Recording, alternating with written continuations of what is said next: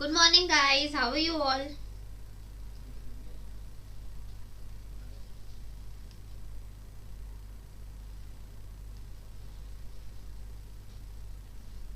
Good morning, guys. Keep joining.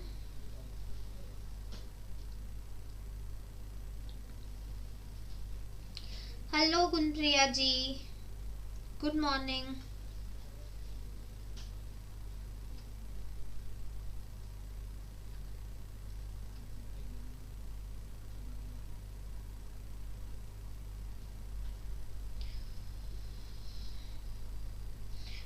Ma'am मेरा post graduation में economics था, तो अभी फॉर्म फिल करने के लिए सब्जेक्ट कॉमर्स आएगा क्या? देखो, वहां पे जब आपको सब्जेक्ट्स की लिस्ट मिलेगी ना, देखो ऐसा कोई कंपल्शन नहीं होता है कि जो है आपने जिस सब्जेक्ट में पोस्ट ग्रेजुएशन किया है आपको कंपलसरी उसी सब्जेक्ट में जो है नेट का एग्जाम देना है। आप किसी भी सब्जेक्ट में दे सकते हो, ऐसा कोई कंपल्शन नहीं रहता है। लेकिन रिकमेंडेशन यही होती है कि जिसमें आपने पोस्ट ग्रेजुएशन किया है आप उसी सब्जेक्ट में जो है दो। अब बहुत बार ऐसा होता है, जैसे फॉर एन एग्जाम्पल मेरा जो था, मेरा सारा का सारा जो स्पेशलाइजेशन है ना वो सब कुछ मार्केटिंग में था, राइट। लेकिन मार्केटिंग एज सच कोई सब्जेक्ट नहीं होता, ठीक है। तो जब आप सारे सिलेबस देखोगे ना, तो मैनेजमेंट में मैंने देखा कि मेजर जो चंक है वो जो है मार्केटिंग का आ रहा था। मतलब 80-20, 80% उसमें मार्केटिंग वाली चीजें हैं और 20% उसमें फाइनेंस वाली चीजें हैं, ठीक है। तो आपका भी अगर मेजर स्ट्रीम ऐसे इकोनॉमिक्स है, आप एक दो जो है सब्जेक्ट जो आपको लगते हैं कि हाँ आपसे रिलेट हो रहे हैं, उनमें देखो कि जो सिलेबस जो टॉपिक्स आपने अपने पोस्ट ग्रेजुएशन में किए वो किस सब्जेक्ट में ज्यादा से ज्यादा कवर हो रहे हैं, और फिर उसमें आप फॉर्म फिल कर सकते हो, राइट। मैम आपको ठंडी नहीं लग रही है क्या? नहीं डियर, देखो पहली बात तो ये मुंबई है, राइट। तो मुंबई में तो ठंडी मतलब होती ही नहीं है, हमारे यहाँ तो ठंडी नहीं होती है। और प्लस दूसरी बात कि मुझे ठंड पसंद है, तो अगर ठंडी होती है तो इट्स गुड फॉर मी, मतलब मुझे अच्छा लगता है ठंड में रहना। तो ठंडी जगहें भी मुझे पसंद है, तो ऐसे ऐसे ठंडी नहीं होती, कोई दिक्कत नहीं होती कि शॉल वॉल स्वेटर पहन के बैठो, ऐसा कुछ नहीं होता।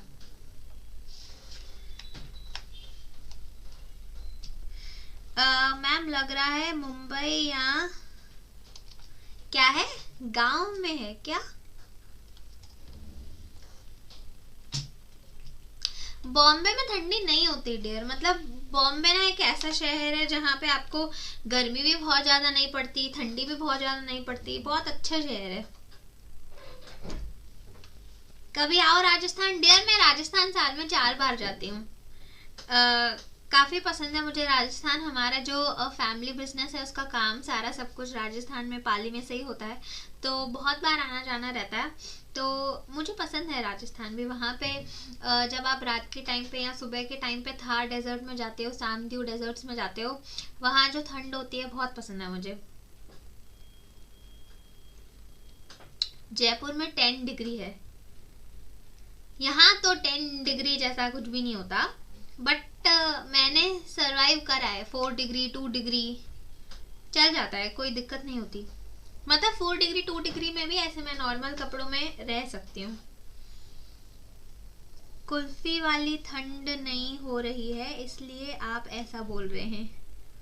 अच्छा, क्योंकि वहां ठंड नहीं हो रही। हाँ डियर, यहाँ ठंड नहीं है। आप आओ तब पता चलेगा, मुझे पता है डियर, पता है मुझे। चलो और बताओ, आप सब लोग कैसे हो? ठंडी के अलावा कोई और हालचाल? ठंडी के अलावा कोई और हालचाल बताओ। कैसा चल रहा है, पढ़ाई कैसे चल रही है, प्रैक्टिस कैसा चल रहा है, सब कुछ कर रहे हो कि नहीं कर रहे हो? हम्म। या फिर ठंडी है मैम, पढ़ने का मूड नहीं करता? मूड होता है लेकिन फिर नींद आने लगती है, ऐसा कुछ है क्या?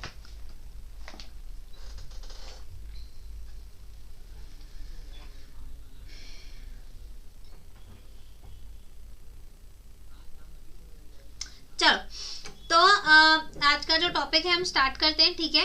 मैंने कल भी आप लोगों को बोला था कि आपको कोई टॉपिक चाहिए तो आप बता सकते हो, ठीक है।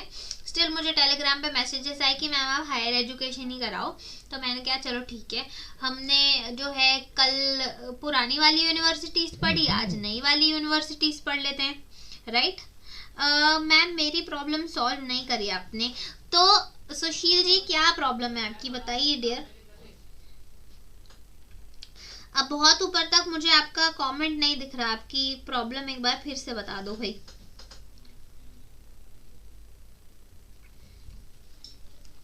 और आप लोग मुझे बताओ कि अभी आपके जो है रिमेनिंग कितने दिन बाकी हैं, काउंट डाउन कर रहे हो आप लोग कि नहीं कर रहे हो।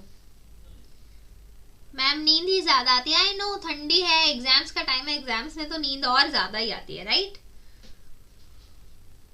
चलो काउंट डाउन कर रहे हो कि नहीं कर रहे हो बताओ, कितने डेज बाकी हैं।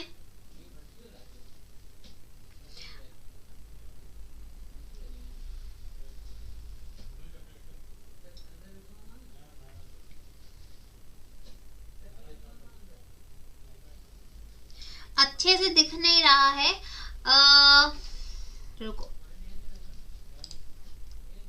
इसको थोड़ा सा बढ़ाकर देखती हूँ, बिकॉज स्लाइड तो जूम्ड ही। अभी दिख रहा है, अब शायद दिख रहा हो। 45 डेज बाकी हैं, 44 डेज बाकी हैं, अभी तो बहुत हैं, 45 डेज है, मतलब ऐसे जो स्टूडेंट्स है ना, अभी तो बहुत है, 45 डेज एंड यार अभी 45 डेज है, मतलब बस ऐसे पलक झपक के जब नींद से आप उठोगे ना तो बस पता चल जाएगा कि अरे यार अब तो सिर्फ 5 डेज बाकी हैं। फिर एक बार बोलोगे अच्छा चलो ठीक है सो जाता हूँ, सो के जब उठोगे तो पता चलेगा कि ये 5 डेज भी निकल गए, राइट। चलो 45 डेज आप लोगों के बाकी हैं, ठीक है। मोटिवेटेड रहना है, सुस्त नहीं होना है, नींद नहीं गंवानी है, अभी नींद गंवा लो, उसके बाद जिंदगी भर आराम से सोना ही है तकिया रख के, ठीक है। चलो तो अभी क्लास स्टार्ट करते हैं, ठीक है, बहुत ज्यादा टाइम वेस्ट हो गया अभी हमारा। क्लास स्टार्ट करते हैं अभी ना हम लोग। ये जो है नया नंबर है, ये अभी मैंने आप लोगों के लिए निकाल कर लेकर आया है। देखो अभी 11वें महीने का ये है, 2022 का ये जो है ऑफिशियल यूजीसी के वेबसाइट से मैं लेके आई हूँ। पहले जो टोटल नंबर ऑफ यूनिवर्सिटीज थी वो थी 988, ठीक है। अभी टोटल नंबर ऑफ यूनिवर्सिटीज बढ़ गई हैं, 1072 हो गई हैं। ध्यान रखना 988 ऑप्शंस जिन्होंने भी अपने दिमाग में याद कर लिया था, रट्टा मार लिया था कि 988 है, अभी वो बदल के 988 से 1072 हो गया है, ठीक है। देखो ये आप लोगों को चीजें याद होनी चाहिए, स्टेट यूनिवर्सिटीज कितनी है, डीम्ड यूनिवर्सिटीज कितनी है, प्राइवेट यूनिवर्सिटीज कितनी है, ठीक है। सबसे कम होती है सेंट्रल यूनिवर्सिटीज, ये गवर्नमेंट यूनिवर्सिटीज होती है। स्टेट यूनिवर्सिटीज हमेशा सबसे ज्यादा होती है, इतना याद रखना। वाई, बिकॉज आप लोग भी अगर देख लो, अगर मैं आपको पूछूं कि आपने अपना ग्रेजुएशन एंड पोस्ट ग्रेजुएशन कौन से यूनिवर्सिटी से किया था, तो आप लोग में से बहुत सारे बच्चे ऐसे होंगे जो बोलेंगे कि मैम स्टेट यूनिवर्सिटी किया था, स्टेट यूनिवर्सिटी किया था, राइट। मैम हायर एजुकेशन तो क्लास की है नहीं हूँ बिल्कुल। क्या समझा नहीं मुझे आप लोग क्या कह रहे हो।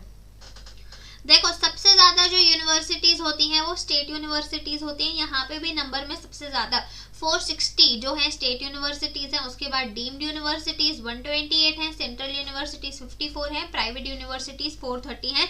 टोटल नंबर ऑफ यूनिवर्सिटीज 1072 है, याद रख लेना इसको, इंपॉर्टेंट है, वो पूछता है। और क्योंकि ये अपडेटेड है, पहले 988 था, अभी ही जो नवंबर की लिस्ट आई उसमें अपडेट होके 1072 हो गया है, तो ये रिसेंट है, ये आ सकता है, याद रखना, ठीक है। अब इस बात को भी आपको ध्यान देना है, वो आपसे टोटल यूनिवर्सिटीज पूछ रहा है या फिर यूनिवर्सिटीज अंडर 12B पूछ रहा है, इस बात को ध्यान देना। अगर वो आपसे यूनिवर्सिटीज अंडर 12B पूछ रहा है तो 12B का मतलब क्या होता है, ये ऐसी यूनिवर्सिटीज हैं जिनको सेंट्रल गवर्नमेंट जो है वो असिस्टेंट देती है, ठीक है। सेंट्रल गवर्नमेंट जो है वो असिस्टेंस देती है, यानी कि फंडिंग देती है, उनको पैसे देती है चलने के लिए, ठीक है। कुछ ऐसी यूनिवर्सिटीज जो गवर्नमेंट को लगता है कि नहीं ये अच्छी है, ये काबिल है, ये चल सकते हैं, लेकिन उनको जो है फाइनेंशियल इश्यूज हैं या वो ऐसी कंडीशन में आती है कि वो बंद होने वाली हैं, लेकिन जो है हमारी सेंट्रल गवर्नमेंट नहीं चाहती कि वो बंद हो, तो वो जो यूनिवर्सिटीज हैं वो 12B के अंडर आती हैं, सेक्शन 12B के अंडर आती हैं, उसमें भी अगर आप देख लो सबसे ज्यादा जो है स्टेट यूनिवर्सिटीज हैं, 267 स्टेट यूनिवर्सिटीज हैं। डीम टू बी यूनिवर्सिटीज 50 हैं, सेंट्रल यूनिवर्सिटीज 54 हैं। सारी ही यूनिवर्सिटीज देखो यहाँ पे दोनों नंबर सेम है। व्हाई? बिकॉज सारी ही सेंट्रल यूनिवर्सिटीज को ऑफकोर्स सेंट्रल गवर्नमेंट ही पैसा देगी, असिस्टेंस देगी, राइट। प्राइवेट यूनिवर्सिटीज इसके अंदर 25 आती है। टोटल नंबर है 396, इस बात को याद रखना, ठीक है। चलो अभी थोड़ा सा मैं आपको जो है इसके बारे में बता देती हूँ। सेंट्रल जो यूनिवर्सिटी है वो बताओ आप कैसे फॉर्म होती है, कौन से एक्ट से फॉर्म होती है?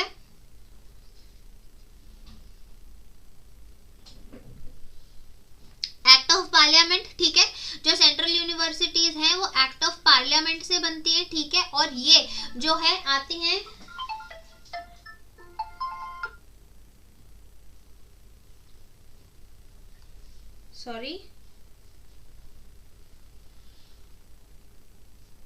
और ये जो है आती है हमारा डिपार्टमेंट ऑफ हायर एजुकेशन, और उसको जो पावर देता है वो होता है अंडर मिनिस्ट्री ऑफ एजुकेशन, ठीक है। ये दोनों नाम आपको यहाँ पे याद रखनी है। और ये जितनी भी यूनिवर्सिटीज हैं इन सारी यूनिवर्सिटीज में जो है 16 यूनिवर्सिटीज, ठीक है, 16 यूनिवर्सिटीज अभी हाल ही में ऐड करी गई हैं, ठीक है। चलो, और हाँ एक और बात, बहुत सारे बच्चों को ना ऐसे लगता है कि जो इग्नू है ना वो इग्नू सेंट्रल यूनिवर्सिटी है। तो बेटा इग्नू जो है वो सेंट्रल यूनिवर्सिटी नहीं है, उसको डायरेक्टली जो है मिनिस्ट्री ऑफ एजुकेशन से MHRD से और मिनिस्ट्री ऑफ एजुकेशन से जो है फंडिंग मिलती है, ठीक है। तो इग्नू जो है वो सेंट्रल यूनिवर्सिटी नहीं है, ठीक है। अब बहुत सारी ऐसी यूनिवर्सिटीज आती हैं, गूगल पे ना आपको एक लिस्ट मिल जाएगी कि कौन सी ऐसी यूनिवर्सिटी है जो यूजीसी के परव्यू के अंडर नहीं आती, ठीक है। यूजीसी के परव्यू के अंडर नहीं आती, वो वाली यूनिवर्सिटीज की लिस्ट एक बार पक्का से चेक कर लेना, ठीक है। एक बार पक्का से उस लिस्ट को चेक कर देना। फिर अगर मैं स्टेट यूनिवर्सिटीज की बात करूं तो ये आपको पता है कि ये स्टेट एक्ट से जो है स्टेट एक्ट से आती हैं, ठीक है। और इसमें आपको ये भी याद रखना है कि जो स्टेट यूनिवर्सिटीज होती हैं उनमें ऑलमोस्ट 84% जो है स्टूडेंट्स, 84% एनरोलमेंट जो है सारी यूनिवर्सिटी से स्टेट यूनिवर्सिटी में आता है। वाई? अगेन आप लोग खुद देख लो कि आपको पता होगा कि आप सारे के सारे लोग ही ऑलमोस्ट स्टेट यूनिवर्सिटी से हो, ठीक है। यस, MHRD का नाम ही चेंज होकर मिनिस्ट्री ऑफ एजुकेशन हुआ है, ठीक है। चलो, फिर प्राइवेट यूनिवर्सिटीज की अगर मैं बात करूं तो वो सेंट्रल एक्ट से भी हो सकती हैं या फिर वो स्टेट एक्ट से भी हो सकती हैं, ठीक है। सेंट्रल एक्ट से भी हो सकती हैं, स्टेट एक्ट से भी हो सकती हैं। और इसको कोई जो है प्राइवेट पर्सन, मतलब प्राइवेट एजेंसी या कोई भी जो है ऐसा बोलते हैं ना ट्रस्ट, तो वो ट्रस्ट भी जो है उसको चालू कर सकते हैं, ठीक है। वो यूनिवर्सिटी फॉर्म करते हैं, उनको जो है कंपनीज एक्ट होती है हमारी एक कंपनीज एक्ट, उस कंपनी एक्ट के अंदर उनको जो है खुद को रजिस्ट्रेशन कराना होता है, कंपनीज एक्ट 1956 के अंडर, ठीक है। बाकी डीम्ड यूनिवर्सिटीज तो आपको पता है कि ऐसी यूनिवर्सिटीज होती हैं जो एकदम पार लेवल पे होती हैं, ठीक है। डीम्ड टू बी यूनिवर्सिटी मतलब यूनिवर्सिटी बनने वाली है लेकिन अभी बनी नहीं है, लेकिन उसके पास सारे के सारे वो पावर्स होते हैं, सारे के सारे उसको फैसिलिटीज मिलती हैं जो एक नॉर्मल यूनिवर्सिटी को दी जाती है। बस फर्क इतना होता है कि वो एफिलिएशन नहीं दे सकती, यानी कि खुद के आगे ना वो यूनिवर्सिटी का नाम नहीं लगा सकती, दैट्स इट। मतलब वो प्रॉपर सर्टिफिकेट नहीं दे सकती जैसा सर्टिफिकेट हमको यूनिवर्सिटी से मिलता है, एफिलिएशन वो नहीं दे सकती, बस इतना ही डिफरेंस होता है और कुछ भी। डीम्ड यूनिवर्सिटीज एक्सप्लेन कर दो एक बार, करी ना डियर। ये जो है यूजीसी के रिकमेंडेशंस पे बनती हैं, ये जो डीम्ड यूनिवर्सिटीज होती हैं यूजीसी इनको रिकमेंड करता है कि हाँ ठीक है इनको जो है आप एक यूनिवर्सिटी की तरह अभी हम देख सकते हैं, लेकिन स्टिल कुछ टाइम होता है उनको यूनिवर्सिटी बनने में, ठीक है। ये ऐसी यूनिवर्सिटीज होती है जो बहुत अच्छी होती है, एकदम पार एक्सीलेंस पर होती हैं, तो उनको हम डीम्ड यूनिवर्सिटी बोलते हैं। उनको सारी ही वो फैसिलिटीज मिलती है जो एक यूनिवर्सिटी को मिलती है, वो सब कुछ कर सकते हैं जो एक यूनिवर्सिटी कर सकते हैं, सिर्फ एफिलिएशन नहीं कर सकते, यानी कि वो सर्टिफिकेट नहीं लगा सकते और अपने नाम के आगे यूनिवर्सिटी को नहीं डाल सकते, ठीक है। That's it. मतलब अगर मान लो कोई यूनिवर्सिटी है, सो एंड सो उसका नाम है, ठीक है, एबीसी अगर वो कॉलेज है, ठीक है, लेकिन उसका जो नाम है ना वो एबीसी ही रहेगा, वो आगे एबीसी यूनिवर्सिटी नहीं लगा सकता, ठीक है। ये हम लोगों को पता है कि हाँ वो एक डीम्ड टू बी यूनिवर्सिटी है, वो एबीसी को पता है वो एक डीम्ड टू बी यूनिवर्सिटी है, लेकिन वो अपने नाम के आगे ऐसा एबीसी यूनिवर्सिटी नहीं लगा सकता। All right, deemed to be university UGC को फॉलो करता है, यस एग्जैक्टली यूजीसी को फॉलो करता है, वो यूजीसी के रिकमेंडेशंस पे ही बनता है, ठीक है। चलो तो आज का जो सेशन है उसको स्टार्ट करते हैं। ऑल राइट, अगर किसी ने भी हम लोगों को फॉलो नहीं किया होगा तो हम सारे ही प्लेटफॉर्म्स पे हैं, फॉलो कर लेना, ठीक है। एक बार व्हाट्सएप पे, इंस्टाग्राम पे, बहुत सारी जगहों पे, ठीक है, सब जगह पे फॉलो कर देना। और एक बहुत इंपॉर्टेंट न्यूज़ है आप लोगों के लिए, 8 बजे 9 जनवरी को जो है हमारा नेशनल स्कॉलरशिप टेस्ट चल रहा है, ठीक है। वहां पे आपको 90% स्कॉलरशिप मिलने वाली है।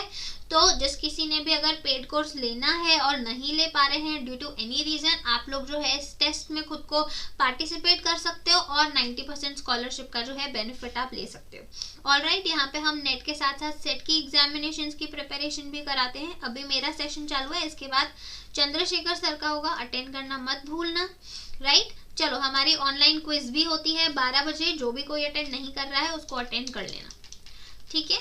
चलो, अभी हमारा जो कल तलक का हो गया था उसको छोड़ के अब हम आते हैं इवैल्यूएशंस पे, ठीक है। आज का हमारा जो टॉपिक है इवैल्यूएशन, दैट इज मूल्यांकन।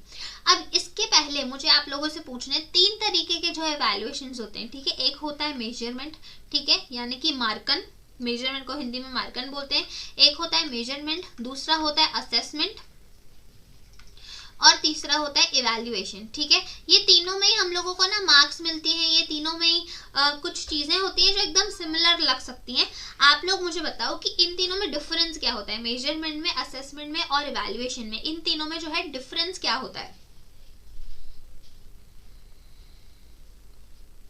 मैम, यूनिवर्सिटीज और यूनिवर्सिटी अंडर 12B में क्या डिफरेंस होता है? तो डियर, यूनिवर्सिटी और यूनिवर्सिटी अंडर 12B सेम ही होता है, उसमें भी सेंट्रल यूनिवर्सिटीज होती हैं, इसमें भी होती हैं, स्टेट उसमें भी होता है, यहाँ पे भी होता है। बट सिर्फ इतना डिफरेंस है कि जो 12B में आती है ना, उनको जो फंडिंग है वो हमारी सेंट्रल गवर्नमेंट देती है, दैट्स इट।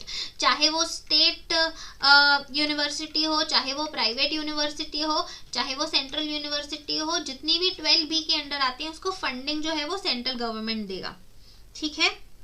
हिंदी में भी है डियर, हिंदी में भी है कंटेंट। अभी तो मैं आपसे बस क्वेश्चन ही पूछ रही हूँ और ये तो गूगल से उठाया हुआ इमेज है। चलो, तो मेजरमेंट जो होता है ना, मेजरमेंट बेसिकली मार्कन उसको हम हिंदी में बोलते हैं। इसमें क्या दिखाता है, हम लोगों को ये मार्क्स दिखाता है सिर्फ, ठीक है। मतलब आपकी जो है 10 में से 8 आई, 10 में से 6 आई, किसी सब्जेक्ट में 10 में से 4 आई, किसी सब्जेक्ट में 10 में से 3 आई, ठीक है। तो ये क्या दिखा रहा है, ये सिर्फ हम लोगों को मार्क्स दिखा रहा है, ठीक है। ये क्या दिखा रहा है, हम लोगों को मार्क्स दिखा रहा है।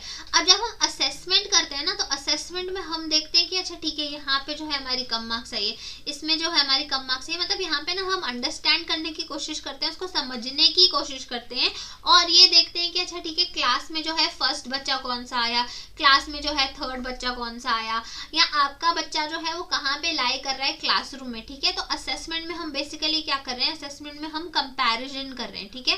कंपैरिजन कर रहे हैं दोनों ही तरीके से कि आपके खुद के सब्जेक्ट्स में से कौन से सब्जेक्ट्स में अच्छा आया, कौन से सब्जेक्ट्स में से कम आया, समझने की कोशिश करें कि इस सब्जेक्ट में मार्क्स आपके कम क्यों आए, और दूसरा क्लास में कंपैरिजन करें, ठीक है। क्लास में कंपैरिजन करें कि आप लाई कहाँ करते हो, ठीक है। फिर इवैल्यूएशन आता है। इवैल्यूएशन का मतलब होता है जजमेंट करना, ठीक है। इवैल्यूएशन मतलब जजमेंट करना। इवैल्यूएशन को हिंदी में हम मूल्यांकन बोलते हैं।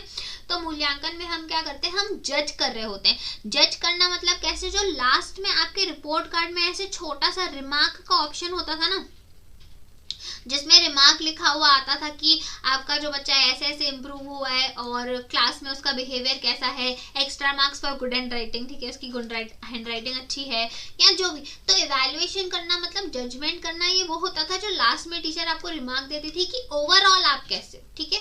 ओवरऑल आपको देखना कि अच्छा ठीक है, चलो मान लेते हैं आप पढ़ाई में अच्छे नहीं हो लेकिन आपका डिसिप्लिन अच्छा है, बिहेवियर अच्छा है, आप स्पोर्ट्स में अच्छे हो क्या। तो ये सारी चीजें किस में आती है, ये सारी चीजें हमारी इवैल्यूएशन में आ जाती है, ठीक है। अब इवैल्यूएशन में हम क्या करते हैं, इवैल्यूएशन में हम ओवरऑल आपकी जो है चीजों को देखते हैं। जैसे असेसमेंट करते हैं हम लोग, ठीक है, आपका कंपैरिजन करते हैं दूसरे बच्चों से, एनालिसिस करते हैं कि अगर आप आगे हो तो आगे क्यों हो, पीछे हो तो आप पीछे क्यों हो, राइट।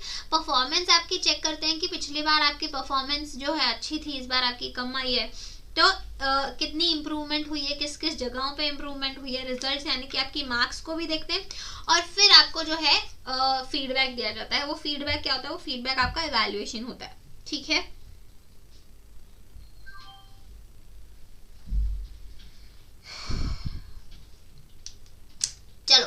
अब जो है इवैल्यूएशन को हम कंटिन्यू करते हैं। यहाँ तक अगर सबको समझ में आ गया मेजरमेंट, असेसमेंट और इवैल्यूएशन में जो है क्या डिफरेंस है समझ में आ गया, तो एक बार यस लिख के बता दो।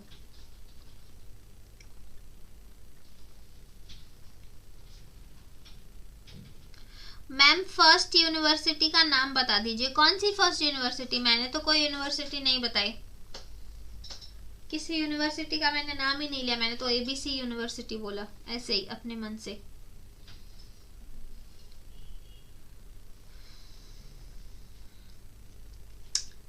हो गया, चलो ठीक है, ओके। तो अब हम आते हैं इवैल्यूएशन पे। इवैल्यूएशन का मतलब होता है मूल्यांकन होना, राइट। अब मूल्यांकन में क्या होता है, इवैल्यूएशन में क्या होता है, जो भी बच्चे हैं, ठीक है, उनको एक कंटिन्यूअस इवैल्यूएशन की जरूरत होती है। मतलब उनको कंटिन्यूअस बेसिस पे, रेगुलर बेसिस पे हमको इवैल्यूएशन करना पड़ता है, अगर हमको ये समझना है कि उनको कितना समझ में आया या कितना समझ में नहीं आया। जैसे अभी जो है आप अगर कोई आपका जो है स्टूडेंट 10th में होगा या 9th में होगा, आपका कोई फ्रेंड होगा या आपका कोई रिलेटिव होगा, अब जब आप उनके एडमिशन्स कराने जाते हो ना, अभी रिसेंटली मेरी नीस 9th में थी, अभी 10th में वो जाने वाली है, तो उसके इसके लिए एडमिशन के लिए हम लोग गए 10th स्टैंडर्ड में। मतलब उन्होंने ना हमको एक पूरी की पूरी ऐसे लिस्ट दे दी, राइट, कि अगर मान लो मंडे से आपका जो है क्लासेस स्टार्ट हो रहा है, तो अब जो संडे आएगा ना नेक्स्ट वाला 6 दिन बाद, तब से ही वो लोग जो है उनकी टेस्ट चालू कर देंगे, ठीक है। फिर एक बार उन्होंने बोला फर्स्ट प्रीलिम ऐसे होगा, सेकंड प्रीलिम ऐसे होगा, थर्ड प्रीलिम ऐसे होगा, फोर्थ प्रीलिम ऐसे होगा। तो उन्होंने ना पहले से ही सारी चीजें डिसाइड कर ली थी, और उसमें इतनी सारी टेस्ट्स थी, मतलब इतना सारा इवैल्यूएशन था। वाई? बिकॉज बच्चा कहीं ना कहीं तो पकड़ में आएगा, राइट। एक बार नहीं मार्क्स कम आई, सेकेंड बार नहीं है, इतनी बार प्रैक्टिस करने के बाद एट द एंड जब आप फाइनल एग्जाम देने जाओगे ना, तो वहां पे जो है आपकी मार्क्स अच्छी आनी ही आनी है, राइट। तो यहाँ पे क्या है, जो इवैल्यूएशन है, जो मूल्यांकन है, वो कंटिन्यूअस बेसिस पे बहुत ज्यादा नेसेसरी रहता है, राइट। ये जो है हमारे एजुकेशन का बहुत ही इंपॉर्टेंट एलिमेंट है, और प्लस इसी से हम लोग क्या करते हैं, हमारे ऑब्जेक्टिव्स को पूरा करते हैं। जैसे हमारी लर्निंग है, मैंने आप सबको बताया था कि जो लर्निंग है, अब हम ऐसे नहीं बोल सकते कि आज मेरी क्लास में 10% लर्निंग हुई, आज मेरी क्लास में 20% लर्निंग हुई, राइट, या फिर मैंने आज 10 यूनिट्स लर्न की, मैंने आज 10 यूनिट। अब यूनिट से मेरा मतलब है कि मेजरमेंट, जो केजी, किलोग्राम, ये सारी चीजें होती हैं, तो 10 यूनिट पढ़ाई की ऐसा नहीं बोल सकते, राइट। लेकिन उसको हम लोग रिजल्ट्स के थ्रू देख सकते हैं कि हमारी लर्निंग कितनी आई। जब भी हमारी रिजल्ट आती है तो हमको पता चलता है कि हमारी लर्निंग हुई है कि नहीं हुई है, राइट। तो इवैल्यूएशन जो है हमारे एजुकेशन सिस्टम का बहुत इंपॉर्टेंट हिस्सा है। क्यों? क्योंकि उससे हमारे ऑब्जेक्टिव्स फुलफिल होते हैं। जो हमारा उद्देश्य था पढ़ाने का, वो पूरा हुआ है कि नहीं हुआ है, वो हम लोग इवैल्यूएशन से ही देख सकते हैं। इवैल्यूएशन एक बहुत ही सिस्टमैटिक प्रोसेस होता है, जहाँ पे हम जो है कलेक्शन करते हैं, एग्जामाइन करते हैं, मतलब उनको परखने की कोशिश करते हैं, फिर इंटरप्रिटेट करते हैं इन्फॉर्मेशन को, ठीक है। पहले हमने इन्फॉर्मेशन को कलेक्ट किया, मतलब पहले हमने क्या किया, आपकी मार्क्स ली, ठीक है, उन मार्क्स को हमने क्या किया, एग्जामाइन किया, मतलब चेक किया कि हाँ ठीक है, ये बराबर है, ये बराबर है, ये बराबर है। फिर हमने इंटरप्रिटेट करने की कोशिश की, मतलब हमने उसको तोड़ के समझने की कोशिश की कि अच्छा ठीक है, उसकी जो मिस्टेक्स हैं वो कहाँ कहाँ हुई हैं, राइट। तो ये क्या है, ये पूरा का पूरा इवैल्यूएशन का सिस्टम होता है, जो हम लोगों को हेल्प करता है हमारे जो इंस्ट्रक्शनल ऑब्जेक्टिव्स हैं उनको पूरा करने के लिए, हमारा जो उद्देश्य था उनको पूरा करने के लिए, राइट। चलो, अब इवैल्यूएशन होता क्यों है, राइट। हमारे जो एग्जाम्स है वो होता क्यों है, बहुत बच्चों का एकदम कॉमन सवाल होता है कि यार एग्जाम्स आते ही क्यों हैं, ये एग्जाम्स होते ही क्यों हैं, हर 1.5 महीने में आ जाते हैं, हर 1.5 महीने में आ जाते हैं, राइट। चलो, आप लोग आज भी तक्षशिला नालंदा पर ही हो क्या गाइस? और जो मैंने आपको बोला कि कुछ ऐसी यूनिवर्सिटीज हैं जो यूजीसी के परव्यू में नहीं आती है, नालंदा यूनिवर्सिटी उन्हीं में से एक है। ये उनकी लिस्ट होती है, वो लिस्ट जाके एक बार पक्का से चेक कर आना, ठीक है। चलो, तो इवैल्यूएशन क्यों होता है वो हम लोग देख लेते हैं। इवैल्यूएशन जो है ये इंश्योर करता है टीचर्स को कि आपने जो भी लर्निंग कराई है, ठीक है, आपके जो लर्निंग के ऑब्जेक्टिव्स थे वो बराबर हो रहे हैं या नहीं हो रहे, मतलब आप जो पढ़ाई करा रहे हो वो बराबर चल रही है या नहीं चल रही है, बच्चों को समझ आ भी रहा है या नहीं समझ में आ रहा है, राइट। नेक्स्ट होता है हमारा जो इवैल्यूएशन का प्रोसेस है वो हमको हेल्प करता है जो टीचिंग है उसका लर्नर सेंटर्ड एनवायरनमेंट बनाना, ठीक है। मतलब स्कूल का जो एनवायरनमेंट है उसको लर्नर सेंटर्ड बनाना। अब मैम लर्नर सेंटर्ड कैसे, ये तो एग्जाम्स हो रहे हैं, हमें तो बिल्कुल भी पसंद नहीं है, तो हमारे लिए कैसे हुए, राइट। लेकिन ये हो तो आपके लिए रहे हैं, राइट। एग्जामिनेशन दे भी आप रहे हो, रिजल्ट भी आपका निकल रहा है, तो ये क्या, ये पूरा एनवायरनमेंट वो क्या बनाता है, उसको लर्नर सेंटर्ड एनवायरनमेंट बना देता है, जिससे इंप्रूवमेंट किसकी होती है, लर्नर की हो रही है, राइट। इम्प्रूवमेंट भी वहां पे लर्नर की ही हो रही है। ये जो है ये प्रोसेस क्रिएट करता है आपके नॉलेज को, राइट। अब आपने अगर एग्जाम्स दिया ही नहीं, आप लोग बताओ, आपको कुछ भी समझ में ही नहीं आएगा। अगर यहाँ पे मैं आऊँ, यहाँ पे मैं आप लोगों को बोल लूँ सेंट्रल यूनिवर्सिटी ये होती है, प्राइवेट ये होती है, डीम टू भी ये होती है, आप लोग सुनने नहीं वाले हो बिल्कुल भी। क्यों नहीं सुनोगे, वाई, बिकॉज आपके काम का ही नहीं है, आपसे वो पूछ ही नहीं रहा है। लेकिन जब आपको पता है कि एग्जाम में आने वाला है, कोई आपसे पूछने वाला है, तो आप उस चीज पे ध्यान दोगे, तो आप चीज को सीखोगे, समझोगे, राइट। तो दिस इज व्हाट, ये बहुत नेसेसरी होता है आपका नॉलेज को क्रिएट करने के लिए भी, नहीं तो कोई भी बच्चा पढ़ने वाला है ही नहीं, राइट। वो आएगा क्लास में, टीचर जो है बोल रही है, वो मुंडी हिला रहा है, लेकिन समझ उसको कुछ भी नहीं आ रहा, ऐसे होने वाला है, ठीक है। चलो नेक्स्ट जो है इवैल्यूएशन से क्या होता है, असेसमेंट सेंटर एनवायरनमेंट। मतलब हम लोग की हर बार बात बात पे हमारी टेस्ट हो रही होती है, बात बात पे हमारा एग्जामिनेशन हो रहा है, बात बात पे हमारी असेसमेंट हो रही होती है, राइट। कि आपका जो पोजीशन है वो कहाँ है। अब वो रेस होती है ना, रेस के घोड़े होते हैं, कोई पहले आगे जा रहा है, फिर कोई यहाँ से पीछे से आगे आ रहा है, ठीक है। आप पीछे थे, फिर आप यहाँ से आगे आ जा रहे हो। तो ये क्या है, जब हम असेसमेंट करते हैं ना, तो आप एक मान लो रेस के घोड़े हो, और कोई आगे आ रहे, कोई पीछे जा रहे, कोई आगे आ रहे, कोई पीछे जा रहे। तो ये क्या हो रहा है, आपकी कंटिन्यूअस बेसिस पे असेसमेंट हो रही है, कंटिन्यूअस बेस पे आपकी जो पोजीशन है वो आगे पीछे हो रही है, वो चेंज हो रही है, राइट। इससे क्या होता है, जो टीचिंग लर्निंग का एनवायरनमेंट है वो एक कम्युनिटी सेंटर बन जाता है, राइट। वो एक कम्युनिटी सेंटर बन जाता है। अब आपके एग्जामिनेशन है, तो एग्जाम्स में आपकी जो है टीचर भी रिलेटेड है, एग्जाम्स में जो स्टूडेंट्स हैं वो भी रिलेटेड है, पेरेंट्स भी रिलेटेड है, पीटीए में तो वही आएंगे, ठीक है। प्रिंसिपल्स भी रिलेटेड है, जो हेड ऑफ द डिपार्टमेंट होगा वो भी रिलेटेड होगा। तो असेसमेंट होने की वजह से ही ये जो क्या है, ये स्कूल के अंदर एक कम्युनिटी फॉर्म कर देता है, एक पूरा का पूरा अलग से डिपार्टमेंट को वो फॉर्म कर देता है, राइट। टीचर सेंटर्ड मेथड में आएगा क्या, नहीं डियर, असेसमेंट जो होती है वो हमेशा स्टूडेंट सेंटर्ड होती है, इतना याद रखना। जो भी असेसमेंट होती है वो सारी की सारी स्टूडेंट सेंटर्ड होती है। वाई, बिकॉज सब कुछ आपके लिए तो हो रहा है, एग्जामिनेशन आपके लिए हो रहा है, सारी की सारी चीजें आपके लिए हो रही है, इंप्रूवमेंट आपका हो रहा है, रिजल्ट्स आपकी आ रही हैं, डांट आपको पड़ रही है, राइट। घर पे चल के जूते चप्पल आपको पड़ रहे हैं, फर्स्ट आए रहोगे तो पार्टी आपको मिल रही है ना। तो ये क्या है, ये टीचर सेंटर्ड नहीं है, ये स्टूडेंट सेंटर्ड मेथड है, राइट।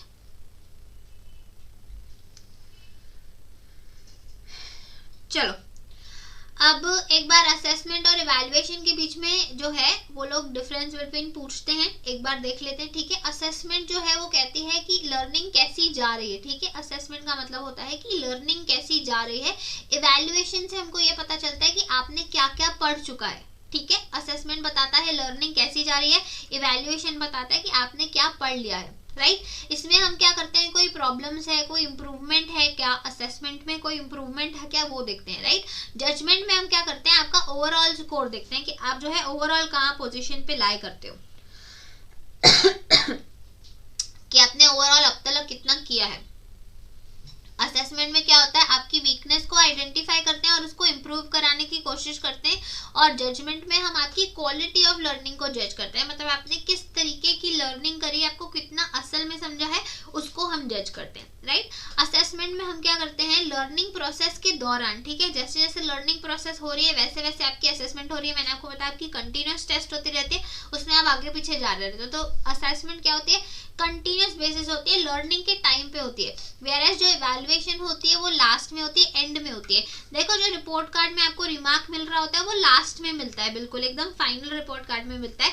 बाकी सब जगहों पे सिर्फ जो ऊपर वाले कॉलम्स होते हैं ना, उसमें आपकी मार्क्स फिल की जाती हैं। तो असेसमेंट क्या होता है, लर्निंग प्रोसेस के बीच में होता है, और इवैल्यूएशन एकदम एंड ऑफ द प्रोसेस में होता है, मतलब एकदम आपका सेमेस्टर खत्म हो चुका है उसके बाद इवैल्यूएशन करते हैं, राइट। ये जो है स्टूडेंट्स को हेल्प करता है एक दूसरे से सीखने को, अब असेसमेंट है, बहुत सारे लोग हैं, आगे पीछे हो रहे हैं, कुछ फ्रेंड्स भी होंगे, कुछ दुश्मन भी होंगे, राइट। तो कुछ लोग एक दूसरे की हेल्प भी करेंगे। तो यहाँ पे जो है आपके पास टाइम होता है स्टूडेंट्स के पास कि वो इंटरेक्ट करें और एक दूसरे से सीख सकें। वेयरएज जजमेंट में क्या हो जाता है, वो लोग एक दूसरे के साथ कम्पीट करने लग जाते हैं, राइट, कि तुझे तो इतनी अच्छी मार्क्स दी, मुझे इतनी अच्छी मार्क्स क्यों नहीं दी, या तूने तो क्लास में ये किया था लेकिन तेरे को रिमार्क नहीं दिया, मुझे क्यों रिमार्क दिया, होता है ना, राइट। चलो, अब जो है कुछ टाइप्स ऑफ असेसमेंट होते हैं, ठीक है, वो कुछ टाइप्स ऑफ असेसमेंट हम लोग देख लेते हैं। वहाँ जो बेसिकली 3 टाइप्स के असेसमेंट होते हैं जो टीचिंग लर्निंग प्रोसेस में आते हैं स्कूल एजुकेशन में। ये हम क्या करें, स्कूल एजुकेशन की बात करें, उसमें 3 तरह के असेसमेंट होते हैं, ठीक है, 3 प्रकार के आकलन होते हैं हमारे, उसको हम देख लेते हैं एक बार, ठीक है। सबसे पहला है फॉर्मेटिव असेसमेंट। सबसे पहला आता है फॉर्मेटिव असेसमेंट।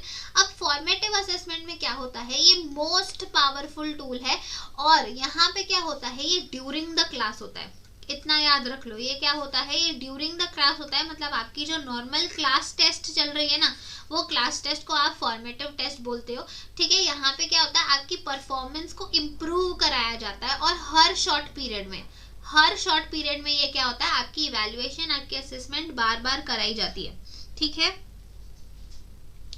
हाँ बोलो, आपने हैंड रेस किया हुआ है, बोलो क्या बोल रहे हो। हेमा जॉन जी बोलो क्या हुआ, दिख नहीं रहा, इतना बड़ा तो है।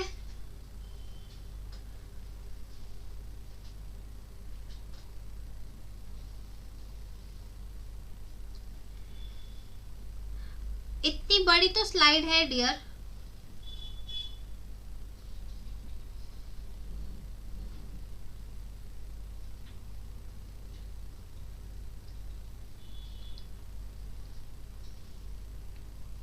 चलो, बहुत बड़ी स्लाइड है, अगर फिर भी आपको नहीं दिखाई दे रहा तो पहले सुन लो मैं क्या बोल रही हूँ।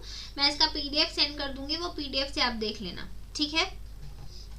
चलो, फॉर्मेटिव असेसमेंट आपको समझ में आ गया। फॉर्मेटिव जो है हमारे क्लास टेस्ट, जो हम क्लास टेस्ट ले रहे होते हैं, जो हमारे जो अभी सेशन है, ठीक है, जो हमारा ईयर है वो ईयर खत्म नहीं होता है, वो हमारे ईयर के ड्यूरिंग, मतलब हमारे ईयर के दौरान जो है बीच बीच में जो हम छोटे छोटे टाइम के बाद टेस्ट लेते हैं उसको हम फॉर्मेटिव असेसमेंट भी बोलते हैं, ठीक है। नेक्स्ट है पोर्टफोलियो असेसमेंट। अब पोर्टफोलियो असेसमेंट बहुत सारे बच्चों ने नहीं सुना होगा, ठीक है। अब पोर्टफोलियो असेसमेंट क्या होता है, इसमें हम आपका पूरा का पूरा पोर्टफोलियो देखते हैं, ठीक है। अब जैसे बहुत बार ऐसे होता है कि बहुत स्कूल में सिर्फ ना आपकी जो मार्क्स है उसको लिया जाता है, ठीक है, मतलब जो आपने फाइनल एग्जाम में मार्क्स दिया उसको लिया जाता है, या फिर बहुत सारे स्कूल्स में 80-20 का पैटर्न होता है जहाँ पे मार्क्स भी ले लिया और ओरल भी ले लिया।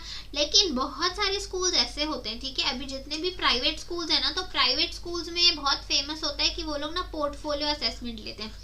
आपने शुरू से लेके एंड तक जितनी भी चीजें करी होंगी ना, आपका स्पोर्ट्स में परफॉर्मेंस कैसा था, ठीक है, आपका जो है म्यूजिक में परफॉर्मेंस कैसा था, आपने प्रोजेक्ट्स वगैरह कौन से टाइम पे सबमिट किए, फिर आपके मार्क्स कितने थे, वो सारी की सारी चीजें एक साइड में लाके एक बंच होता है और वो बंच में आपका पोर्टफोलियो बनता है। और लास्ट के एंड में ना आपको रिपोर्ट कार्ड नहीं दिया जाता, आपको आपका पोर्टफोलियो देते हैं जो आपका स्कूल बनाता है, ठीक है। तो ये होता है पोर्टफोलियो असेसमेंट, जहाँ पे वो लॉन्गर पीरियड के लिए, मतलब प्रॉपर ऑलमोस्ट 1 साल के लिए, जब से वो शुरू हुआ है एंड तक जो है उसको जो स्कूल है वो संभाल के रखता है। उसमें आपके प्रोजेक्ट्स आते हैं, जो आपने असाइनमेंट्स लिए थे वो आते हैं, बीच बीच में आपकी जो टेस्ट्स हैं वो आती हैं, सारी चीजें करके वो लोग आपको लास्ट में एक फीडबैक देते हैं जो बहुत ज्यादा फॉर्मल होता है और बहुत एकदम पोर्टफोलियो के टाइप में एकदम ऐसा बड़ा सा बंच बना के आप लोगों को देते हैं कि आपने पूरे साल में जो है क्या क्या किया, क्या नहीं किया। उसमें सारी चीजें आती है, इसमें मेंशन नहीं है लेकिन उसमें सब कुछ आ जाता है। आप स्पोर्ट्स म्यूजिक में कैसे हो वो सारी चीजें भी आती हैं, ठीक है। तो अभी ये बहुत ज्यादा ट्रेंड में आ रहा है कि जितने भी प्राइवेट स्कूल होते हैं ना, वो सब लोग पोर्टफोलियो असेसमेंट करते हैं। स्टार्टिंग से लेके एंड तक वो देखते हैं कि आपने क्या किया है और क्या नहीं किया है, ठीक है। अभी इंस्टाग्राम में भी बहुत बार ऐसे ट्रोल हो रहा था कि जो आपका प्री टेस्ट होता है ना, प्री बोर्ड आपका जो टेस्ट होता है, जो बोर्ड के पहले आपके प्रीलिम्स होते हैं 10th स्टैंडर्ड में लिए जाते हैं, तो स्कूल्स में भी वो लोग लेते हैं, राइट। तो कुछ बच्चे थे, वो लोग ऐसा डांस कर रहे थे कि पता चला कि प्री बोर्ड का जो है, किसी ने बोला प्री बोर्ड का एग्जामिनेशन जो है नहीं आता है, लेकिन अभी कोविड आने वाला है तो स्कूल वालों ने बोला है कि आपके जो प्री बोर्ड के मार्क्स थे उसी पे आपको मार्क्स दे देंगे, राइट। तो ऐसा होता है कि जो स्कूल्स हैं वो स्कूल्स जो है जितना भी आपने पहले का किया है उस पे आप लोगों को मार्क्स देते हैं। जैसे मैं एक प्राइवेट स्कूल से थी, ठीक है, मैंने भी प्राइवेट स्कूल से जो है स्कूलिंग करी है। वहाँ पे जब मैं 10th स्टैंडर्ड में थी ना, तो 10th स्टैंडर्ड में क्या था कि हमारा स्कूल शिफ्ट हुआ था। 9th कहीं हमने और दिया था, किसी और प्लेस पे दिया था, एंड 10th स्टैंडर्ड के लिए उन्होंने जो है अपना प्लेस, जो लोकेशन है वो उन्होंने शिफ्ट कर दिया था, राइट।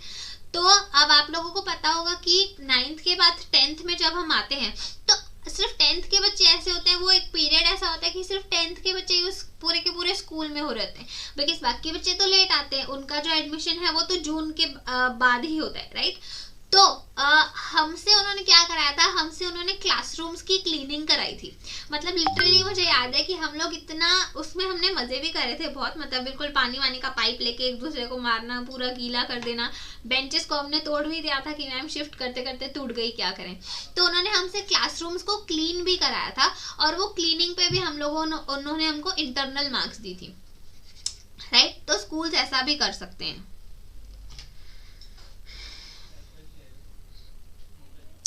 2022 में ऐसा ही हुआ था कोरोना को लेके। चलो नेक्स्ट जो है, नेक्स्ट होता है समेटिव असेसमेंट। अब समेटिव असेसमेंट ना एट द एंड में होता है। अब समेटिव से आप देखो क्या है, वो सम बोल रहा है, ठीक है। सम मतलब क्या, सम ऑफ ऑल, सबका मिलाकर। तो समेटिव असेसमेंट जो होता है ना, समेटिव असेसमेंट आपके एंड में होता है, आपके ईयर के, आपके टर्म में के एंड में होता है, जहां से टीचर्स को आपकी स्ट्रेंथ और वीकनेसेस का पता चलता है कि आपका जो करिकुलम है उसमें से आप स्ट्रांग कहाँ पे हो और उसमें से आप वीक कहाँ पे हो, और ये जो रिजल्ट है, ये रिजल्ट आपके पेरेंट्स को दिखाई जाती है, ठीक है। ये होता है समेटिव असेसमेंट। अब देखो आई थिंक आप लोगों को पिक्चर्स नहीं दिखाई दे रही हैं, तो मैं एक बार आप लोगों के लिए इसको थोड़ा बड़ा कर लेती हूँ।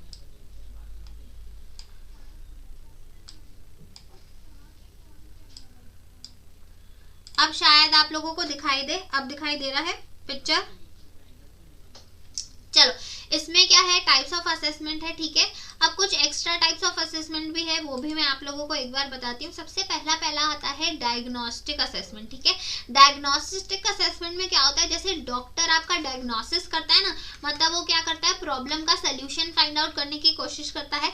तो डायग्नोस्टिक्स में भी यही होता है, जो टीचर है वो टीचर आपके कौन से प्रॉब्लमेटिक एरिया है उसका सोल्यूशन फाइंड आउट करने की कोशिश करती है, उसको ढूंढने की कोशिश करती है। बहुत बार आपको पता होगा कि अगर आप जो है फर्स्ट टर्म में फेल हो गए, ठीक है, सेकंड टर्म में फेल हो गए, मतलब यूनिट टेस्ट में फेल हो गए, फिर थर्ड जो आपका सेमेस्टर वाला टाइम आता है उसमें भी आप फेल हो गए, तो आपको जो है एक काउंसलर के साथ बिठाया जाता है, आपके पेरेंट्स को जो है एक काउंसलर के साथ बिठाया जाता है, और उनको जो है बताते हैं कि आपका बेटा सो एंड सो सब्जेक्ट में जो है डल है, और उसको हम कैसे आगे बढ़ा सकते हैं, कैसे उनको हम जो है असेस कर सकते हैं, हेल्प कर सकते हैं कि वो जो है फाइनल जो ईयर है उसमें पास हो सके। तो ये क्या होता है, ये डायग्नोस्टिक असेसमेंट होता है, जिसमें हम जो है, ये भी लेक्चर के ड्यूरिंग ही रहता है, ठीक है, ये भी लेक्चर के टाइम पे ही होता है, मतलब आपके टर्म के टाइम पे ही होता है, लेकिन इसमें हम प्रॉब्लम्स का सल्यूशन को फाइंड आउट करने की कोशिश करते हैं। फॉर्मेटिव हमने देख लिया, ये ड्यूरिंग में होता है, इसमें जो है हम लोगों को कंटिन्यूस बेसिस पे फीडबैक मिलता रहता है, और इससे जो है हमारा जो फियर है, जो हमारा डर है फाइनल एग्जामिनेशन को लेके, वो खत्म हो जाता है, ठीक है। नेक्स्ट आता है समेटिव। अब समेटिव जो है, समेटिव एकदम एंड में दिया जाता है, ठीक है, एकदम एंड में दिया जाता है वो इंस्ट्रक्शनल पीरियड के, और ये जो है आपकी लेवल को बताता है कि आप कितने लेवल तक आगे आ पाए हो, ठीक है। नेक्स्ट होता है कंफर्मेटिव असेसमेंट। अब कंफर्मेटिव असेसमेंट में क्या होता है ना, कि जो भी टीचर ने आपको इंस्ट्रक्शंस दी, ये भी बहुत सारे बच्चों को नहीं पता होगा, ये भी न्यू है। कंस्ट्रक्टिव असेसमेंट में टीचर ने जितनी भी आपको इंस्ट्रक्शंस दी, वो इंस्ट्रक्शंस आपको कितनी समझ में आई, ये वो होता है जब टीचर ने क्वेश्चन पूछ लिया, आई मीन टॉपिक पढ़ा लिया, और टॉपिक के बाद जब टीचर आपसे क्वेश्चन आंसर्स कर रही है ना, वो जो है वो होता है कंफर्मेटिव असेसमेंट। ये कंफर्म करने के लिए होता है कि जो भी हमने आपको इंस्ट्रक्शंस दी वो आपने प्रॉपर्ली सुनी या नहीं सुनी, आपको समझी या नहीं समझी, ठीक है। चलो नेक्स्ट होता है नॉन रिफर्ड असेसमेंट। आप इसको नॉन रिफर्ड बोलो या फिर नॉर्म, ठीक है, या फिर नॉर्म रिफर्ड असेसमेंट बोलो। अब नॉर्म क्या होता है? नॉर्म मतलब पीपल, ठीक है। नॉर्म क्या मतलब होता है?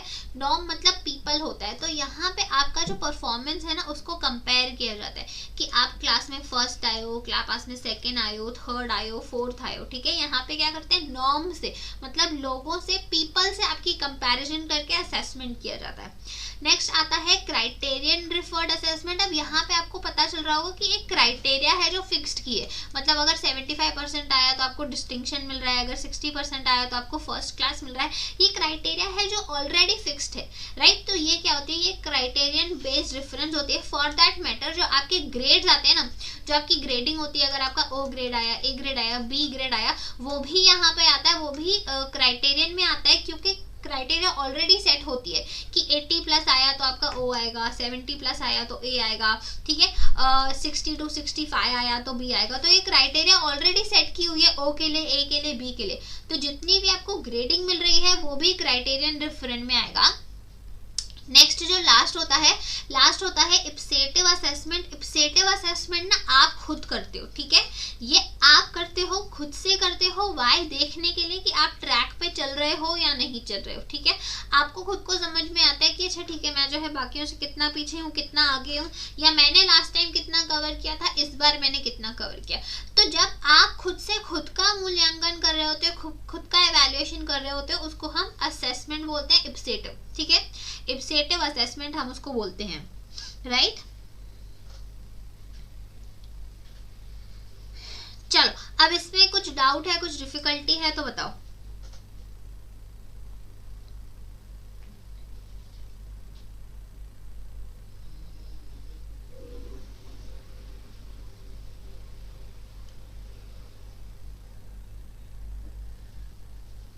ग्रेड्स को समेटिव भी बोलते हैं डियर। ग्रेड्स को समेटिव तो आपका जो रिपोर्ट कार्ड आएगा तब बोलेंगे ना, लेकिन ग्रेड जब आप और सिर्फ ग्रेडिंग को सेट कर रहे हो तो आप क्या कर रहे हो? आप क्राइटेरिया को सेट कर रहे हो, राइट। अब जब आपका ग्रेड आया, आपका ओ ग्रेड आया, तो टीचर आपको बता रही है आपका ओ ग्रेड आया है, तो वो क्या कर रही है? वो आपको एक क्राइटेरिया में रख रही है कि आप ओ ग्रेड के बच्चे हो, आप ए ग्रेड के बच्चे हो, आप जो है बी ग्रेड के बच्चे हो। तो ये जब ओ आता है ना, जो ग्रेडिंग सिस्टम होती है वो क्राइटेरियन रिफर्ड रहता है, राइट।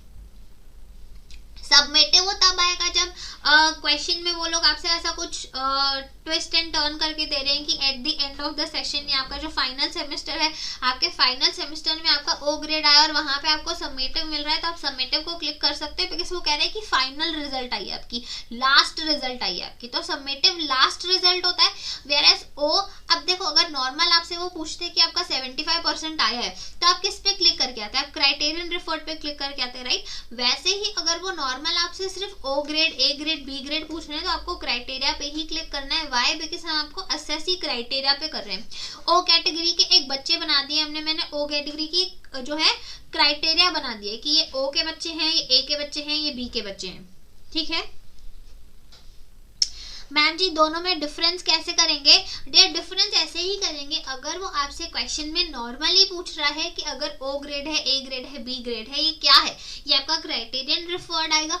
अगर वो आपको स्पेसिफाई कर रहा है कि ये जो आपका ग्रेड है वो एंड ऑफ द ईयर में आया है, ठीक है, एंड ऑफ द ईयर में आए या फिर आपके लास्ट सेमेस्टर की रिजल्ट आई है, तब आप उसको समेटिव बोलोगे। इतना ही डिफरेंस है दोनों में। समेटिव मतलब जो लास्ट में होता है उसको हम समेटिव बोलते हैं, ठीक है।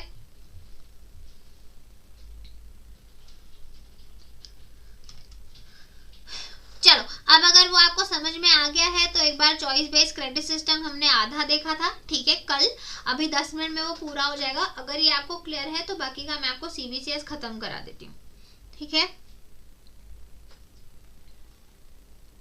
और डियर मैं आप लोगों को इसके नोट्स जो है वो भेज दूंगी। वो नोट्स से जो आप है एक बार रीड कर लेना तो आपको अच्छे से समझ में आ जाएगा और भी,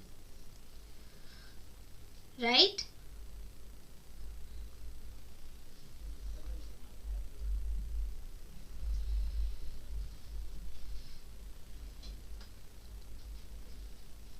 चलो इसमें कोई डाउट है, कोई दिक्कत है किसी भी टाइप में तो बता दो, नहीं तो हम सीबीसीएस को कंटिन्यू करते हैं।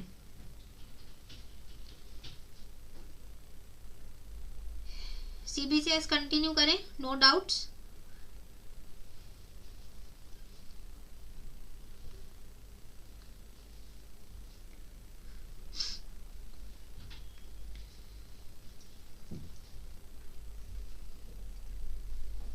चलो ठीक है, कहाँ मिलेंगे नोट्स? डियर नोट्स आपको वेबसाइट पे मिल जाएंगे, और अगर आप पेड स्टूडेंट हो तो आपको व्हाट्सएप पे भी कंटिन्यूस बेसिस पे जो है नोट्स मिलते रहते हैं। चलो नो प्रॉब्लम। अब अगर आप इस फोटो को देखोगे तो इस फोटो में पूरा जितने भी क्वेश्चंस आपके आ सकते हैं चॉइस बेस्ड क्रेडिट सिस्टम को लेके, वो सब कुछ इसी एक ही पिक्चर में, ठीक है, इसी एक ही पिक्चर में सब कुछ खत्म हो जाएगा। सबसे पहला है चॉइस बेस्ड क्रेडिट सिस्टम, जहाँ पे पहले आ रही है ग्रेडिंग, ठीक है। हम पहले क्या करते थे, हम मार्क्स देते थे, अब मार्क्स को हमने जो है रिप्लेस करके किस में आ गए, ग्रेडिंग में आ गए। अब हमको ग्रेड्स मिलते हैं, ए ओ, ये सारी चीजें क्या है, ग्रेडिंग से जो हमको ग्रेड मिलती हैं ये लेटर के टर्म्स में होती हैं, ठीक है, अल्फाबेट्स के टर्म्स में होती हैं, लेटर के टर्म्स में होती है, जहाँ पे स्टूडेंट्स के मार्क्स सिक्योर होते हैं लेकिन उनको एक्चुअल मार्क्स का पता नहीं चलता, राइट, उनको एक्चुअल मार्क्स का पता नहीं चलता। मैम ग्रुप ज्वाइन कैसे करना है? डियर आपको अगर ग्रुप ज्वाइन करना है तो मैं आपको सेशन के एंड में एक नंबर बता दूंगी, वो नंबर पे आप कॉल कर लेना, वो जो है आपको हेल्प कर देंगे कि ग्रुप को कैसे ज्वाइन करना है, ठीक है। चलो नेक्स्ट, यहाँ पे आपको चॉइस मिलती है, ठीक है, ये चॉइस बेस्ड होता है, यहाँ पे आपको मल्टीपल चॉइसेस मिलते हैं आपके प्रोग्राम्स को और कोर्सेज को चूज करने के लिए, राइट। अगर आप ज्योग्राफी से हो लेकिन आपको स्टिल इकोनॉमिक्स में भी इंटरेस्ट है, आप दोनों को ही एक साथ परस्यू कर सकते हो। अगर आप मार्केटिंग के स्टूडेंट हो लेकिन आपको जो है साइकोलॉजी में जो है इंटरेस्ट है, तो आप साइकोलॉजी को भी जो है जाकर चूज कर सकते हो। तो ये क्या होता है, ये चॉइस बेस्ड होता है, यहाँ पे आपको चॉइस मिलती है कि आपको जो है कौन सा प्रोग्राम या कौन सा कोर्स करना है, ठीक है। यहाँ पे सेमेस्टर्स होते हैं, 2 सेमेस्टर्स होते हैं, एक ऑड सेमेस्टर होता है और एक इवन सेमेस्टर होता है, ठीक है। 2 सेमेस्टर्स में आपका जो एग्जामिनेशन है वो लिया जाता है, एवरी 6 मंथ्स में आपका एग्जामिनेशन लेते हैं, ठीक है। चलो नाउ नेक्स्ट इज असेसमेंट। आपकी जो असेसमेंट होती है वो कैसे होती है, आपके क्लासरूम के अटेंडेंस पर होती है, मिड टर्म में आपके कितने आए, ठीक है, आपने असाइनमेंट्स कितने किए, वो सारे के सारे एक पोर्टफोलियो बन जाते हैं, और फिर उसके हिसाब से आपकी जो है असेसमेंट होती है, उसके हिसाब से आपका जो है इवैल्यूएशन किया जाता है। नेक्स्ट है क्रेडिट मिलते हैं, ठीक है। अब चॉइस बेस्ड क्रेडिट सिस्टम, इसमें सबसे जो इम्पोर्टेंट है वो 2 चीज हैं, ठीक है। एक तो है चॉइस, यहाँ पे आपको चॉइस मिल रही है आपका जो है पसंदीदा सब्जेक्ट को चूज करने का। दूसरा यहाँ पे आपको क्रेडिट्स मिल रहे हैं। अब इन क्रेडिट से क्या फायदा होता है, तो देखो जितने क्रेडिट्स आपने अर्न किए हैं, ठीक है, जितने भी क्रेडिट्स आपने अर्न किए हैं उसके हिसाब से जो है आपको मार्क्स मिलती हैं, उसके हिसाब से जो है आपकी क्वालिटी ऑफ एजुकेशन को देखा जाता है। 2 फायदे होते हैं इसके, ठीक है। अब जब आप 2 कोर्सेज कर रहे हो, ठीक है, तो इट्स पॉसिबल, अभी वो पॉसिबल है कि आपने 2 कोर्सेज किए और आपको जो है 2 क्रेडिट्स मिलते हैं। अब यहाँ पे कितने स्टूडेंट्स हैं जिसने भी मार्केटिंग किया है, तो बहुत ऐसे बच्चे होते हैं कि उनका स्पेशलाइजेशन ना मार्केटिंग प्लस फाइनेंस होता है। ऐसा कोई है यहाँ पे जिनका स्पेशलाइजेशन दोनों में ही है, मार्केटिंग प्लस फाइनेंस? कॉमर्स के स्टूडेंट्स के साथ भी ऐसा होता है, मार्केटिंग प्लस फाइनेंस दोनों में ही जो है उनकी स्पेशलाइजेशन होती है। तो ये 2 स्पेशलाइजेशन वो कैसे कर पा रहे हैं, तो जब उनको क्रेडिट्स मिलते हैं ना, तो उनकी जो क्रेडिट्स होते हैं वो दोनों के ही क्रेडिट्स उनको मिलते हैं, मार्केटिंग के भी और फाइनेंस के भी। ये एक बेनिफिट हो जाता है क्रेडिट्स का। दूसरा बेनिफिट क्या होता है कि ये जो क्रेडिट्स होते हैं ये यूनिवर्सल होते हैं, ठीक है। ये जो क्रेडिट्स हैं ये यूनिवर्सल क्रेडिट्स हैं, मतलब कहीं से भी आप जो है इन क्रेडिट्स का इस्तेमाल कर सकते हो। जैसे कल मैंने आपको बताया था कि अगर आप पीएचडी लंदन से कर रहे हो, ठीक है, वो लंदन पे आपको कुछ क्रेडिट्स मिले, मान लो उन्होंने 10 क्रेडिट्स दिए और आपका पूरा पीएचडी का कोर्स खत्म करने के लिए आपको से फॉर एग्जांपल 35 क्रेडिट्स चाहिए, तो बाकी के जितने आपके क्रेडिट्स बचते हैं वो आप इंडिया में आके कंटिन्यू कर सकते हो। आप इंडिया में 11th क्रेडिट से स्टार्ट कर सकते हो। ये 2 मेन जो है फायदे होते हैं क्रेडिट्स के, ठीक है। पहला क्या होता है, आपको डबल क्रेडिट्स मिल सकते हैं। क्रेडिट्स की वजह से आप 2 चीजों में स्पेशलाइजेशन कर सकते हो, प्लस क्रेडिट्स में अगर आप किसी एक यूनिवर्सिटी में जो है ब्रेक लग जाता है, आपको किसी वजह से आप कंटिन्यू नहीं कर पाते हो, तो आप नेक्स्ट यूनिवर्सिटी में वहीं से जो है स्टार्ट कर सकते हो, ठीक है। मैम मुंबई में सीजीपीए ग्रेडिंग मिलता है? डियर सिर्फ मुंबई में ही सीजीपीए ग्रेडिंग नहीं मिलता है, हर जगह पे अभी जो ग्रेडिंग सिस्टम है वो एससीजीपीए और सीजीपीए ही होता है, राइट। चलो अगर आपके एग्जामिनेशन में आपको जो है फाइनल में आप लोगों को ऐसे मिल रहा है 10 में से आपकी 9.1 आई है, 10 में से आपकी 9.3 आई है, तो ये सारी चीजें क्या है, ये क्रेडिट सिस्टम्स ही तो है। और आप यहाँ पे जितने भी बच्चे हैं, अगर आपको जो है ये ग्रेडिंग सिस्टम कैसे फॉलो होता है वो देखना है, तो आप जो मेरा पुराना वाला प्लेलिस्ट है ना, उसको अगर आप खोल के देखोगे तो वहाँ पे मैंने अपनी खुद की जो है मार्कशीट को लेके पूरा का पूरा उसको सॉल्व करके दिखाया था कि कैसे वो जो है हमको ग्रेडिंग मिल रही है, ये 9.1 मिल रहा है, 9.3 का क्रेडिट मिल रहा है, वो कैसे मिल रहा है, राइट। तो ये जो सारी चीजें हैं वो मैंने हमारे लास्ट के जो क्लास है उसमें बहुत अच्छे से सिखाया था। अगर आपको चाहिए तो आप एक बार वो वाला वीडियो देख सकते हो, राइट।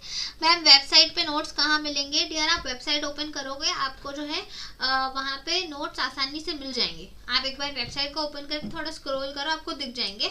और सर ने वेबसाइट से नोट्स कैसे मिलेंगे उसके ऊपर एक वीडियो भी बनाई हुई है, ठीक है। तो आप वहाँ से भी उसको एक्सेस कर सकते हो, ले सकते हो। ऑलराइट, चलो, तो ये जो है ना, ये पूरा मतलब in short choice based credit system क्या होता है वो सब कुछ मैंने आपको बता दिया। इसके बाहर से कोई भी क्वेश्चन आने वाला नहीं है, ठीक है। एक बार हम लोग जो है इसको अच्छे से रीड कर लेते हैं। यहाँ पे जो है परसेंटेजेस के अलावा जो है हम लोगों को ग्रेडिंग सिस्टम मिलता है। जो हमारा रेस्ट्रिक्शंस था कि बच्चे चूज नहीं कर सकते सब्जेक्ट्स को, वो हट गया है। अभी वो जो सारी चीजें हैं वो चॉइस बेस्ड क्रेडिट सिस्टम के वजह से ही है कि हम लोगों को जो है फ्लेक्सिबिलिटी मिलती है हमारे इंटरेस्ट के सब्जेक्ट को चूज करने का, ठीक है। ये हमारे लिए बहुत सारी अपॉर्चुनिटीज को ओपन कर देती है। कल मैंने आप लोगों को बताया था, बहुत सारी चीजों को आप एक्सप्लोर कर सकते हो जिसमें भी आपको इंटरेस्ट है उसमें, ठीक है। यहाँ पे जो है आपका ग्रेडिंग सिस्टम चलता है, मार्किंग सिस्टम से वो बेटर होता है और ये आपको स्टूडेंट्स को आपके फ्यूचर के लिए जो है हेल्प करने लगता है, ठीक है। अब यहाँ पे जो मार्क्स मिलती हैं वो आपको CGPA और SGPA में मिलती है, ठीक है। क्यूमुलेटिव ग्रेड पॉइंट एवरेज, ठीक है। फॉर्मूला फुल फॉर्म याद कर लो, क्यूमुलेटिव ग्रेड पॉइंट एवरेज, और ये होता है सेमेस्टर ग्रेड पॉइंट एवरेज, ठीक है। याद कर लो, ये हमारे सेमेस्टर्स में आते हैं और ये हमारे लास्ट में होता है, ठीक है। SCGPA and CGPA, right. अब आप लोग जो है अगर इस सिस्टम से फेमिलियर हो तो आपको पता होगा कि आप लोगों को जो है 3 तरह के कोर्सेज को जो है चूज करने को देता है, ठीक है। ये जो है नॉर्मल सी चीजें, उसको आप लोग पढ़ लेना खुद ही से, ठीक है। देखो वहां पे आपको ना इलेक्टिव का मतलब होता है चॉइस। तो आपको कौन सी चॉइस मिलती है? 3 तरह के आपको चॉइसेस मिलती हैं। तीनों तरीके के चॉइसेस मैं आपको करा देती हूँ। एक होता है हमारा जेनरिक इलेक्टिव, ठीक है, यानी कि सामान्य चुनाव। आप जो है जेनरिक कौन से सब्जेक्ट्स को चूज कर सकते हो, ठीक है। उसमें आपका प्रोजेक्ट आता है, किसी भी जनरल सब्जेक्ट को आप चूज कर लो, ठीक है। आपका जो है एनहांसमेंट कोर्सेस, यानी कि जैसे मान लो आपकी इंग्लिश स्पीकिंग का कोई कोर्स हो गया, ठीक है। या फिर आप लोगों को जो है, मैं जैसे मार्केटिंग में थी तो हमको डिजिटल मार्केटिंग करवाया था, ठीक है। तो ये क्या, हमारी कोई स्किल्स को उन्होंने इंक्रीज कराया, राइट। तो यहाँ पे आप जो है कोई भी जनरल इलेक्टिव को चूज कर सकते हो, यानी कि जो आपके सब्जेक्ट से अगर रिलेटेड नहीं है तो भी आप उसको चूज कर सकते हो। वो प्रोजेक्ट हो सकता है कोई भी, ठीक है। आपका एबिलिटी एनहांसमेंट जैसे डिजिटल मार्केटिंग का कोई कोर्स कर दिया, या स्किल एनहांसमेंट कोर्सेज जैसे कोई इंग्लिश स्पीकिंग का कोर्स कर दिया, या कोई और लैंग्वेज का कोर्स कर दिया, तो इसको जो आप है चूज कर सकते हो। नेक्स्ट होता है फाउंडेशन कोर्स। अब फाउंडेशन कोर्स में ना कुछ कंपलसरी होते हैं, ठीक है, कुछ कंपलसरी होते हैं और कुछ इलेक्टिव होते हैं, यानी कि कुछ में आपको चॉइस मिलती है। कंपलसरी में क्या, आप जैसे आपने मार्केटिंग ली है तो मार्केटिंग में आउट ऑफ 6 सब्जेक्ट ना 4 सब्जेक्ट्स कंपलसरी होते हैं जो आपको लेने ही लेने हैं, ठीक है। उसके बाद 2 सब्जेक्ट्स में आप लोगों को चॉइस मिलती है कि अच्छा ठीक है, अगर आपको ये दोनों सब्जेक्ट्स नहीं पसंद है तो आप कोई और 2 या फिर किसी और 2 का कॉम्बिनेशन को चूज कर सकते हो। तो फंडामेंटल यानी कि क्या, जरूरी जो होते हैं ना, मतलब जो आपके सब्जेक्ट से रिलेटेड है, ये सब्जेक्ट से रिलेटेड आपके कोर्स होते हैं। 2 तरीके के होते हैं, कंपलसरी भी होता है और इलेक्टिव भी होता है। जो फाउंडेशन बेस्ड कोर्स होता है कंपलसरी होता है, उससे आपका सब्जेक्ट को लेके नॉलेज इंप्रूव हो रहा है, ठीक है। सब्जेक्ट को लेके उसमें आपका जो नॉलेज है वो इंक्रीज हो रहा होता है। और जो इवैल्यूएटिव होते हैं, ठीक है, जिसमें आप चॉइस कर सकते हो, वो जो है आपका ऊपर रहता है कि आपको जिस तरीके का जो है चाहिए वो मिल सकता है आपको, राइट। अब यहाँ पे कुछ फॉर्मूलाज हैं जिससे आप कैलकुलेशन कर सकते हो SCGPA और CGPA की। फॉर्मूला है, इसको याद कर लो, नॉर्मल सा फॉर्मूला है। आपको कैलकुलेशन करना सीखना है तो मेरा पुराना वाला वीडियो एक बार देख लेना, उसमें मैंने कैलकुलेशन करना सिखाया है। नॉर्मल सी वीडियो है जैसे हम नॉर्मल एवरेज लेते हैं ना, वैसे ही है। यहाँ पे देखो CI मतलब आपका जो कोर्स है, क्यूमुलेटिव कोर्स है, उसके जो है आपको मार्क्स को डालना है, इनटू करना है जो टोटल मार्क्स होती है अपॉन CI का टोटल मार्क्स, ठीक है। तो ये अगर आपको देखना है एक बार डिटेल्ड वीडियो पुरानी वाली जो है मेरी, उसको देख लेना।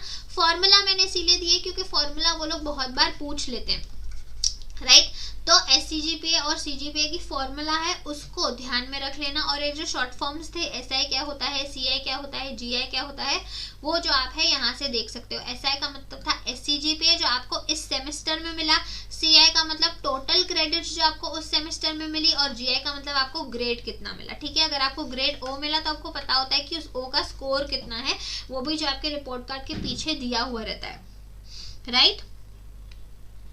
B.Ed में ऐसा होता है, कैसा होता है डियर? चलो, तो आज हम लोगों ने क्या किया, आज हम लोगों ने एवेल्युएशन सिस्टम किया जिसमें CBCS भी आ गया। कल जो है दैट इज 8 जनवरी को हम थ्योरीज ऑफ टीचिंग करेंगे। ये हमारा लास्ट टॉपिक है, ठीक है। ये टॉपिक खत्म होने के बाद हमारा पूरा का पूरा टीचिंग एप्टीट्यूड खत्म हो जाएगा। जितनी भी टीचिंग एप्टीट्यूड में इंपॉर्टेंट चीजें थी, जरूरी चीजें थी, वो सारी ही चीजें मैंने आप लोगों को करा दी हैं, राइट। तो इससे क्या होगा, हमारा लास्ट कल जो है हम लोग देख लेंगे, ठीक है। अब आप देख सकते हो यहाँ पे फिलर फॉर्म है, यहाँ पे प्लेलिस्ट है। तो ये प्लेलिस्ट में ये रहे यूनिट 1, यहीं पे ऐसे में ही कुछ रेड कलर के जो है इमेज के साथ आपको मेरी पुरानी वाली पेपर 1 की प्लेलिस्ट दिखेगी। उसको भी आप जाकर देख सकते हो, उसको भी आप चेक कर सकते हो, जहाँ पे हमने पूरा ई टीचिंग एप्टीट्यूड बहुत ही ज़्यादा डिटेल में किया है। तो अगर आपको चाहिए आप उसको देख सकते हो, 2x पे भी उसको सुन सकते हो, राइट। इसी बात पे अगर आपको सेशन अच्छा लगा तो एक बार प्लीज सेशन को लाइक करो, और लाइक करने के बाद ही हिलना, कहीं पे भी मत जाना, राइट। सेशन को लाइक कर दो, सब्सक्राइब नहीं किया है तो सब्सक्राइब कर लो, ऑलराइट। अब कुछ बच्चे मुझसे पूछ रहे थे कि मैम हम लोग को जो है व्हाट्सएप का ग्रुप ऐड करना है, पेड कोर्सेज को ज्वाइन करना है, तो कैसे करें। सी गाइस, ये नंबर है, इस नंबर पे आप लोग एक बार कॉल कर लो, ठीक है।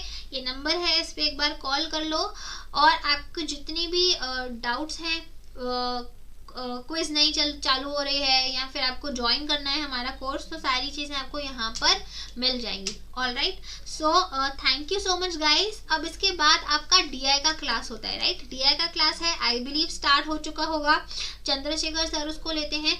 ज्वाइन करना और जो है अभी सीधे मुझे वहीं पर देखना, राइट। चलो guys, till then keep learning. Thank you so much guys. Session अच्छा लगा होगा तो लाइक पक्का करके जाना। चलो, thank you so much guys, and till then keep learning. और हाँ, कल के लिए आपको जो है 5 मिनट सीरीज में जो टॉपिक चाहिए उसका भी आप मुझे कमेंट सेक्शन में लिख के बताना कि कल के लिए आपको कौन सा टॉपिक चाहिए, ठीक है। मैम मेरा गुड मॉर्निंग नहीं लिया आपने Yogesh ji, very very very good morning dear, very good morning, thank you so much guys. चलो, all the very best guys, thank you so much.